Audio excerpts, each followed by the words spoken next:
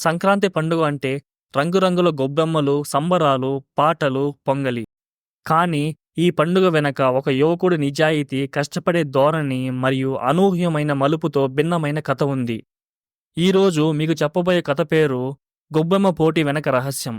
రాయలసీమలోని వెంకటాపురం అనే గ్రామం సంక్రాంతి పండుగకు ప్రసిద్ధి. ప్రతి ఏటా గ్రామం మొత్తం ఒక గొప్ప ఉత్సవంగా గొబ్బెమ్మ పోటీ నిర్వహిస్తుంది. ఈసారి గెలిచిన వారికి 50,000 రూపాయల బహుమతి. అందుకే పోటీలో ఊహించని ఉత్కంఠం నెలకొంది. ఇదే గ్రామంలో రఘు అనే యువకుడు తన తల్లి సీతమ్మతో కలిసి చిన్న చిన్న కూలీ పనులు చేసుకుంటూ జీవిస్తున్నాడు. రఘు తండ్రి కొంతకాలం క్రితం అనారోగ్యంతో మరణించడంతో కుటుంబ బాధ్యతలు రఘుపైనే వచ్చాయి. ఈ సంక్రాంతి వేళ గ్రామ పెద్దలు గొబ్బెమ్మ పోటీ ప్రారంభించారు. పోటీలో రఘువుతో సహా 10 మంది యువకులు పాల్గొన్నారు. వారిలో రఘువు ప్రధాన ప్రత్యర్థి సూర్య. సూర్య గ్రామ పెద్ద కుమారుడు. కానీ అతను ఎలాంటి దారినైనా ఉపయోగించి గెలవాలని చూస్తాడు. ఈ పోటీలో మొదటి టాస్కు చెరువు నుండి నీటి కుంభం తీసుకురావడం. రఘు చెరువుకి వెళ్ళినప్పుడు తన నీటి కుంభంలో రంధ్రం ఉందని గమనించాడు. ఈ పని సూర్య మోసపూరితంగా చేశాడని అతనికి అర్థమైంది. కానీ వెంటనే ఆ రంధ్రాన్ని తన చాకచక్యంతో మూసి పని పూర్తి చేశాడు. తరువాత రెండవ టాస్కు ప్రారంభమైంది. గ్రామ దేవాలయానికి పురాతన బొమ్మను తీసుకురావడం.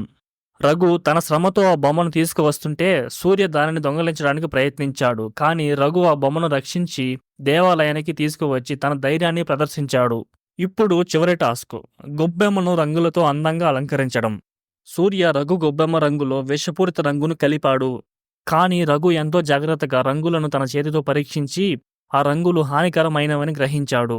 అప్పుడు రఘు తన చిన్న చెల్లి చేసిన ప్రకృతి రంగులను ఉపయోగించి గొబ్బెమ్మను అద్భుతంగా అలంకరించాడు. ఆ గొబ్బెమ్మ ఆ రంగులతో మరింత సుందరంగా కనబడింది. తర్వాత ఆ గ్రామ పెద్దల గొబ్బెమ్మలను పరిశీలించి సూర్య వాడిన రంగులు విషపూరితమైనవని తేల్చారు. సూర్యను తప్పుపట్టారు. అయితే రఘు వాడిన ప్రకృతి రంగులు మాత్రమే అందరికీ మంచి గుర్తింపుగా నిలిచాయి. రఘు విజేతగా నిలిచి 50,000 రూపాయల బహుమతిని గెలుచుకున్నాడు. అప్పుడు రఘు తన తల్లి చేతికి బహుమతి చెక్కు ఇస్తూ, "ఇది నీకోసమే అమ్మ" అని చెప్పాడు. గ్రామ ప్రజలందరూ రఘు నిజాయితీని మెచ్చుకున్నారు. ఈ సంక్రాంతి రోజున రఘు కుటుంబానికే మాత్రమే కాదు, అతని గుణపాఠం మొత్తం గ్రామానికి ఒక స్ఫూర్తి అయ్యింది. నిజాయితీకి ఎప్పుడు విజయమే చివర. కష్టపడితే ఎవరైనా జీవితంలో ముందుకెళ్లొచ్చు. మనం పండుగను ఆహ్లాదంగా ప్రకృతితో కలిసి జరుపుకోవడం ముఖ్యం. మిత్రులారా, ఈ కథ మీకు నచ్చిందా? ఇలాంటి మరిన్ని కథల కోసం మా ఛానల్ను సబ్స్క్రైబ్ చేసుకోండి.